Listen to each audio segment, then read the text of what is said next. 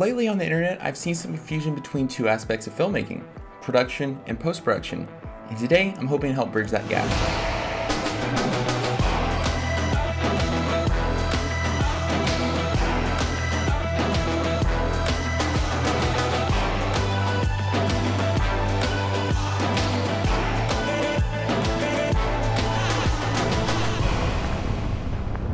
Before we jump into the whole tier list, I want to define what makes a good visual effects camera, because some of the cameras that we're going to be going over are amazing cameras, but they're not good visual effects cameras. So there's really 8 main things that make a good visual effects camera. That is resolution, bit depth, raw capabilities, rolling shutter, dynamic range, noise performance, price, and finally reliability, which is important on any production. All these different aspects come together to make an amazing visual effects camera, and today we're going to be breaking down several cameras and talking about their different specs and putting them in a tier based on these 8 aspects. So I think everyone's been waiting for this part. Let's go ahead and jump into the tier list. Okay guys, this is the actual tier list right here, and as you well may know, it's going to range from S all the way to F. These cameras are great representations of their product category and hopefully help you stay away and steer away from certain cameras that might be amazing for shooting photos and for shooting video, but not so good at visual effects. Round 1. So the first camera is the Sony a7C, and this is our only 8-bit camera. And just right there, if it's 8 bits, I'm automatically gonna say you don't really want to use this camera for visual effects. It's full frame, so it has great noise performance. It shoots in S-Log, which is nice because you can get more dynamic range. However, you're only getting 256 shades of red, green, and blue, which is not a lot at all. So that is going down to F tier. And it does have a lot of redeeming qualities. Amazing photography camera, great for little videos, vlogging camera, anything like that. Just the fact that it's 8-bit 420 just disqualifies it from any kind of green screen keying or anything like that.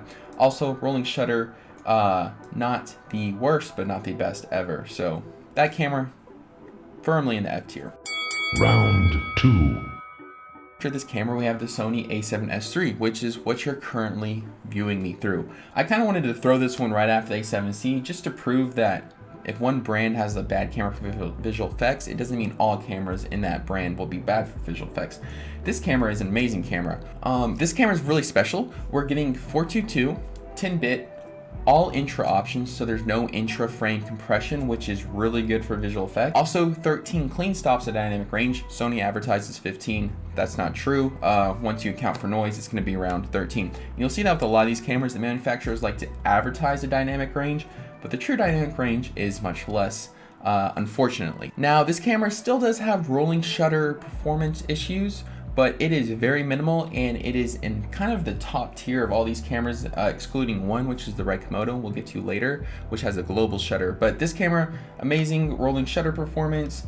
I was considering putting this camera in the C tier, but after thinking about its external recording options, which means some of these cameras do have options to record externally, I can record 12-bit RAW 4K, and it interprets it. It outputs 16-bit linear, but that's interpreted as 12-bit RAW 4K. So you're getting that with an external recorder. You are gonna have to spend about $1,000 more for that. But the fact that you're getting full frame 12-bit RAW in this small little package with an external recorder puts it in B tier for me. By the way, just on a side note, I just used this camera on a shoot, and we shot everything in 10-bit 422 all intra, and the color grading, I was a little worried.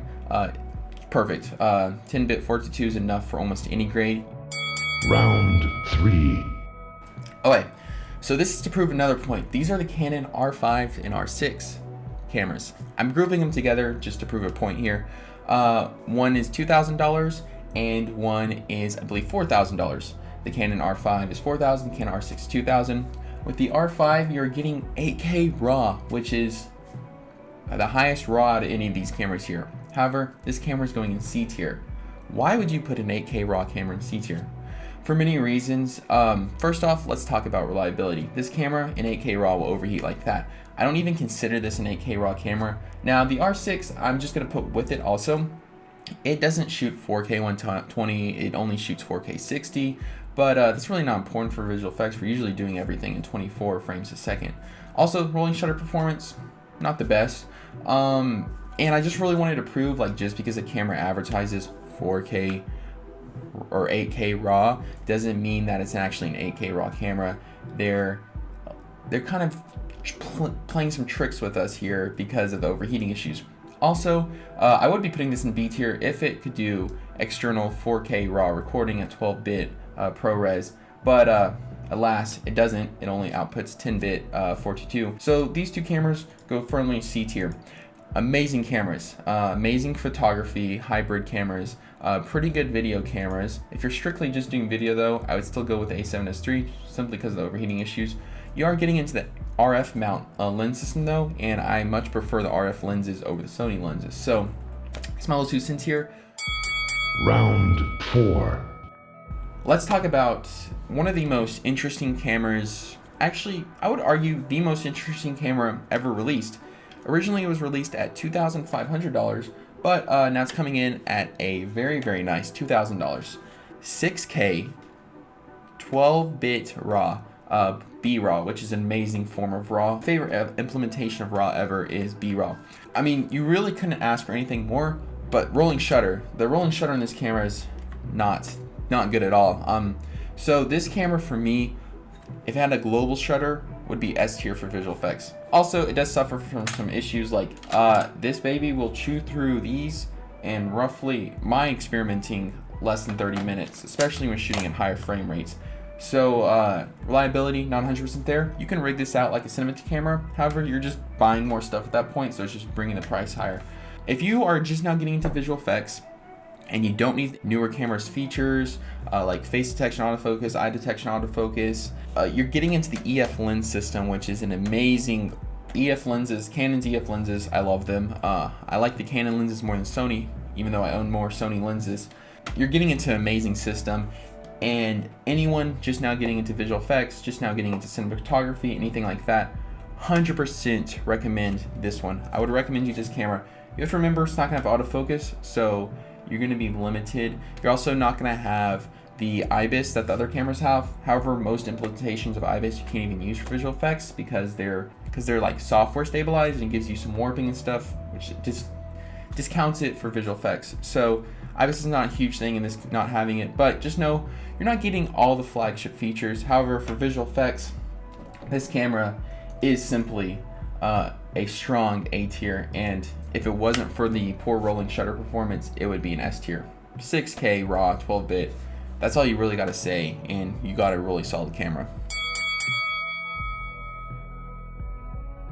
This camera has a little brother, the Blackmagic Pocket 4K. This camera comes in at $2,000. That camera, you're getting the same amazing specs. 4K 12-bit RAW comes in at $1,000. So amazing. So this camera is, I wanted to include this because I want you to consider what lens system you're going to be buying into. Micro Four Thirds sensors are smaller. They use different types of lenses.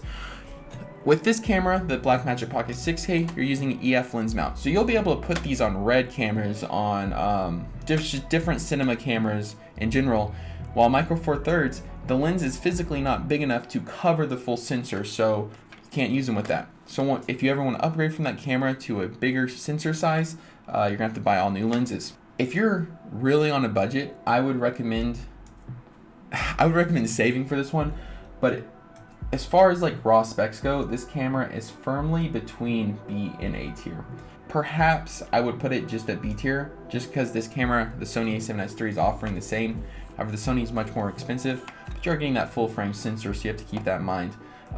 So yeah, I'm just gonna put this one slightly above the A7S III, just because of the amazing price. But remember, you're kind of getting stuck with a you're getting stuck into a system, Micro Four Thirds, that you really can't upgrade to bigger, better cameras. So keep that in mind.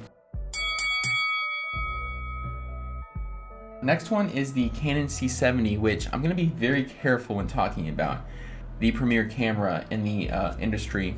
It was newly released, so you haven't seen too much about it. First off, this camera has a DGO sensor, dual gain output sensor. You're recording at 2 different ISOs, so you're recording more information, and then through some kind of Canon magic, it's taking those 2 images, pushing them together, and creating essentially an HDR image. and they advertised 16 stops. I believe Gerald and Dunn said it was 13.2 stops, 13.3 stops. So this camera is going to have the highest dynamic range on this list. And yes, I know the red Komodo is on this list. We're going to talk about that in a little bit. It is a Super 35 sensor, so it's not full frame. That's not a huge deal though, especially with that DGO sensor. The most crippling aspect of this is it can't shoot RAW. And if I'm paying roughly $6,000 for a camera, it better be able to shoot RAW. And it can't output RAW either. And that's partially to do with the DGO sensor. One of the most crucial things is it only shoots 10-bit 422. And because of the price, let's say it costs the same as these cameras, it would be C tier. But because you're paying so much for a camera, and don't get me wrong, this camera's amazing.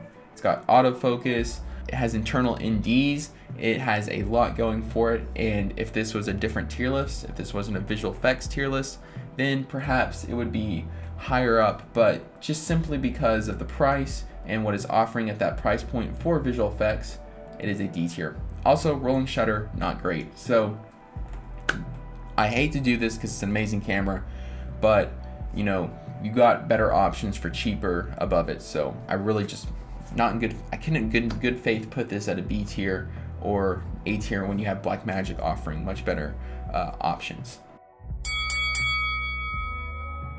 The red Komodo 6K. Let's talk a little bit about what you're getting. 16-bit RAW, red code RAW, which is a really robust form of RAW. Very, very huge file sizes, but definitely has the most information. You can change color spaces, anything you need to afterwards. So you need 16-bit red code RAW in an absolute tank of a frame. We talked about reliability earlier, but this camera really is built like a tank, all metal housing. Just simply amazing. I've seen crazy videos of it going through fire and stuff. So super reliable, all metal housing. And to be honest, if it wasn't for this one feature, it would be somewhere in here, just simply because it is a $6,000 camera. So here's the thing, $6,000, you can get very, very close similar results, especially in smaller productions with not heavy visual effects with the Blackmagic 6K. Getting 12-bit RAW output, more than enough for that camera. This camera just has something that really does separate it from the competition, and that is a global shutter. So we talked earlier at the very beginning about how cameras read from top to bottom like that, and then you can get warbling if you have a lot of movement, which messes up tracking. This camera doesn't. It reads the whole sensor out, just a clean read. So this camera was designed originally, I think, as a crash cam. So that kind of makes sense because crash cams are usually in a lot of movement, a lot of action, and you don't want a lot of warbling or anything like that. And as far as cinema cameras go, and as far as red camera goes, it is a steal at $6,000. Now, you're not getting all these other accessories with it for $6,000. So once you outfit it with all the accessories, this camera really is going to be in the $10,000 range. In fact, this C70 and this camera are on par on a lot of specs. However, for visual effects, they read simply because of the global shutter. Even though it's $6,000, I just can't in good faith not put it in S tier. If one of these cameras offered a global shutter, they too would be an S tier, especially with RAW capabilities. So camera's S tier. Okay, so now we're going to be having a little bit of fun with a lightning round. There's no way I could cover them all diving deep into the specs. However, I feel like each category is properly represented here. So I have no problem throwing these cameras in here and comparing them to other cameras because many of them are the exact same. Starting off with the Panasonic S1. So a lot of these cameras are the same. They're going to have different prices though. The Panasonic S1, amazing camera, records 5.9K RAW, I believe, and it's $2,000. It will only do that RAW externally though, so it's going to be in a firm B tier with the Sony a7S III. The only reason I didn't put in the A tier is because there's no internal RAW. Same goes for the S1H. I'm going to put that in a firm B tier as well. It is much more expensive. It does have more pro video features. Also, both these do support anamorphic lenses, which is great.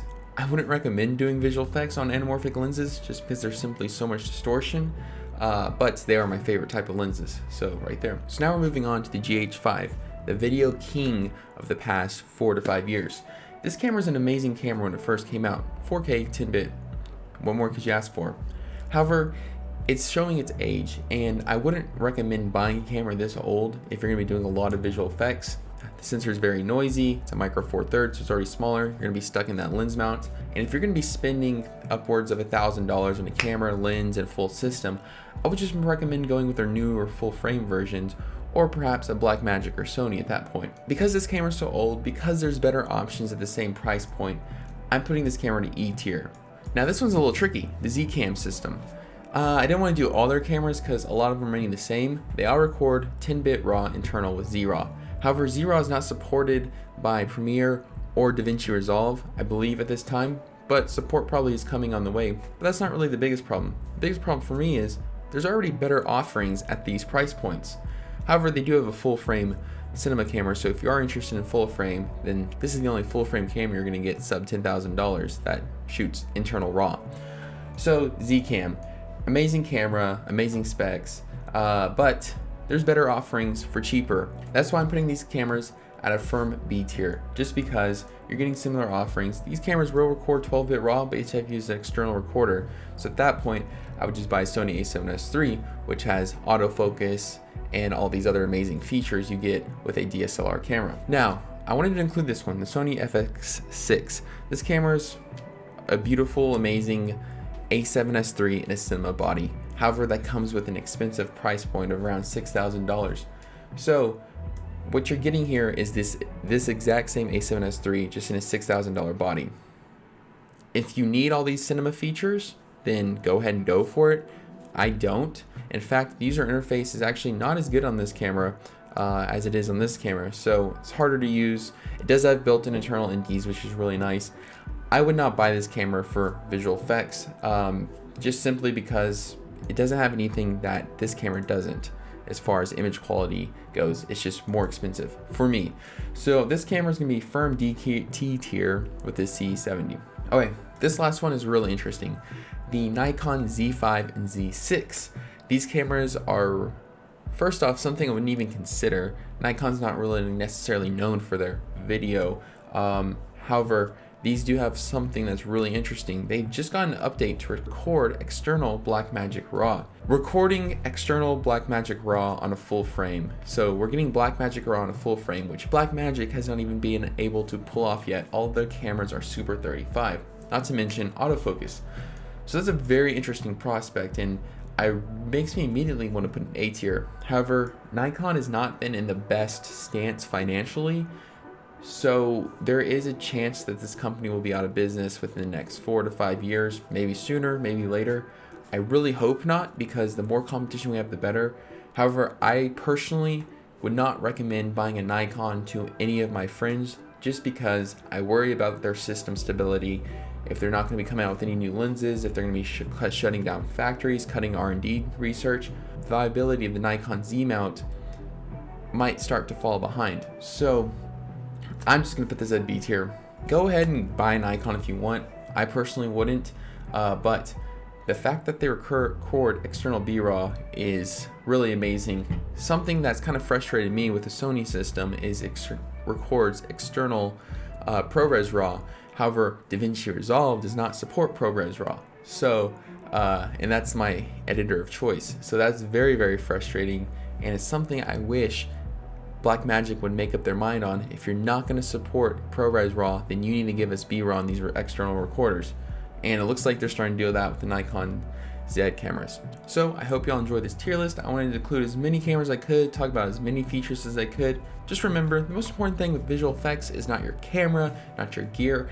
It is what you're doing to better yourself, because visual effects is such a technical art. You need to understand the technical side. You need to understand all of the nuances of creating a visual effects shot. So just keep that in mind. Don't let your camera hold you back. Remember, these are only sub $10,000 cameras. I'm sure I've missed a few.